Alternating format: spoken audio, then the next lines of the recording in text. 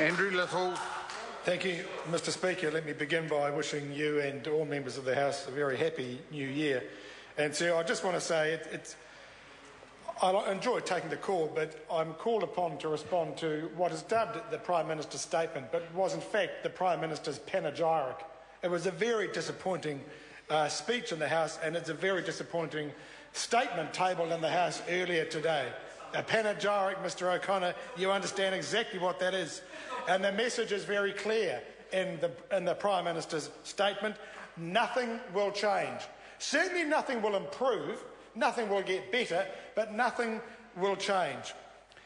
Never mind 7.3% unemployment, and let's remind ourselves what 7.3% unemployment actually means. It means 175,000 people unemployed. It means 295,000 jobless. It means 113,000 looking for and wanting and needing extra hours of work. Never mind a shrinking manufacturing sector, and never mind falling median wages, 3% last year alone. Never mind any of those things. Never mind growing poverty, grinding poverty, and never mind growing inequality. Little or nothing in the Prime Minister's panegyric will address any of these issues. The big announcement we had it in the statement today, we had it in the speech this afternoon, we had it in the Prime Minister's speech last Friday, is the apprenticeship scheme. The government has discovered apprenticeships. It's only a few years late, but they've discovered them nevertheless. Never mind everybody else has known that there's been a skills shortage in this country for at least 5 years, and a skills shortage in the construction sector that has been deeper and more severe than any time we've ever known, and certainly than many of the other trades. And never mind that the need for a major rebuild in Christchurch has been known about for at least 2 years, so quite why they've discovered apprenticeships now, and one can only wonder. But at least we now have a scheme. And the Prime Minister claimed earlier in his speech in the House this afternoon, he's already claimed as an achievement the creation of 14,000 apprenticeships. That's what the target is over some years, and it doesn't start until January next year, but he's claimed it as an achievement. Of course, there won't be many new apprenticeships in the motor trades now that we've taken away one of the warrant of fitness checks that most cars are subject to. What is interesting about that is, of course, is they want to save drivers $50 a year from one warrant of fitness check, but when they have the chance to reduce the ACC component of the registration that every driver has to pay, every motor vehicle owner has to pay, they left the levies that were paid last year in place when they had recommendations to the Cabinet to reduce them. And that is going to cost motor vehicle owners $75 a year more than they need to pay. So much for saving on the warrant of fitness. Drivers will be paying that and more on their continued unnecessarily elevated car registration fees. Anyway, so we've got the apprenticeship scheme. We've got the claim that it's going to create new places. Never mind, of course, also at the same time, this government is encouraging employers to recruit workers from overseas.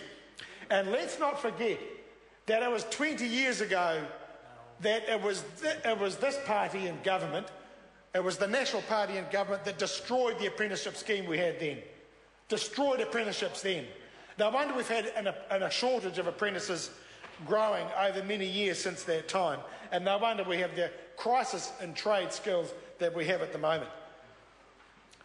And so what the national government in the 1990s did when they trashed the apprenticeship scheme then, was they handed it all over to employers, mainly to employers through the industry training organisations. Some of the ITOs had union representation on them, and it kept them on an even keel, and some of those ones did well. But most of the ITOs that didn't have union representation or any strong union influence handed over the administration of apprenticeships and industry training to employers, and they ran it down. They couldn't do it. They couldn't handle it because they forgot that one of the great successful factors of the old apprenticeship scheme was that it was tripartite. It wasn't just the employer.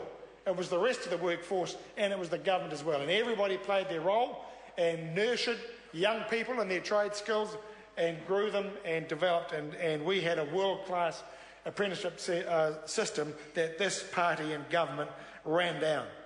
The building industry has had an interesting experience under the National Party apprenticeship scheme since 1992, and that is that by 2008, 50% of apprentices in the building and construction industry were so-called independent contractors. They were labour-only contractors.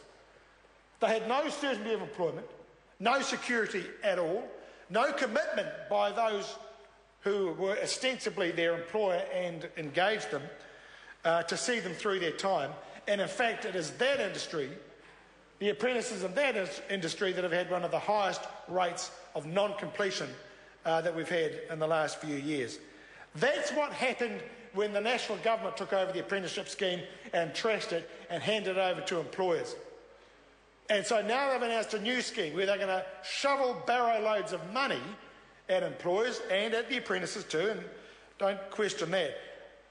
But in the absence of any other change, what is going to happen? More labour-only contractors in the building industry signed up as apprentices, more non-completion, fewer tradespeople actually completing their time in that, during then. So let's not look at this with rose-tinted spectacles. This is another disaster waiting to happen. Remember, it was only 2 years ago that this government took $55 million out of industry training. They've now announced a new scheme that's going to cost them from next year $25 million a year. So we're still $30 million down from when they rorted the last lot. So this is not any great achievement on this government. This is desperate measures because they're behind the 8 ball. They've waited too long. It is too little, too late. And more, as I say, needs to be done than just announcing more apprentices and shoveling more money at it. Let's look at what else this government has said in its statement and line that up against the great apprenticeship scheme. Because at a good apprenticeship scheme that delivers an apprentice, a young worker, learning their trade, when they need certainty and security and some direction from their employer, what is this government offering and the rest of their policy platform for this year? They've trotted out the old weasel words. Labour market reform, they're going to say. They say they're going to boost labour market flexibility.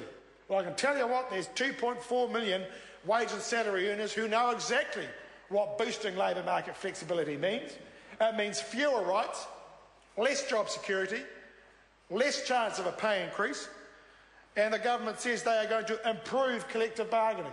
What they mean is they're going to improve the rights of employers to curtail it, to truncate it, to minimise it, and to keep a downward pressure on wages. That's what they're promising. So much for 14,000 new apprenticeships, with no job security, with no certainty for young workers. This government's not committed to retraining and reskilling New Zealand. This is all just smoke and mirrors, as my leader, David Shearer, described it as. Just smoke and mirrors. This is just another recipe for more low-wage, more of a low-wage economy, more job insecurity, more inequality. You know, the funny thing is, the Prime Minister talks up Taranaki as an example of that part of the New Zealand economy where there's comparatively lower unemployment, there's higher wages. I come from Taranaki. I'm a Taranakian, a New Plymouth boy. I spend most of my non-parliamentary time up there. And I know New Plymouth very well, and I know its industries. I know the industries that pay very well, but I also know the industries, and many of them, that don't pay very well at all. Taranaki is a two-speed economy, the classic two-speed economy. If you work in engineering and oil and gas, you'll do okay. If you work in the service industries, you're going to be struggling to make ends meet. But why, if Taranaki is so important and is so good and is such a model, and why, when Taranaki has several National Party MPs, some long-serving, Shane Ardern, the longest-serving Taranaki MP we've had in a long time. We've had MPs like Chester Borrows, who's served the party well. Why is it that in the cabinet reshuffle, not a single Taranaki-based MP was promoted or given extra responsibility or actually put into the proper cabinet? None at all. This is not a government that takes Taranaki seriously at all. It is taken for granted and it's not treated seriously. What we are seeing in this Prime Minister's panegyric is classic Tory politics, shoveling more money in the direction of their mates to line their pockets, and no real addressing of the real issues facing real Kiwis, hard-working Kiwis, who are looking for a break and looking for a better deal. Mark Mitchell. Mr Speaker, it's a pleasure to take a call today.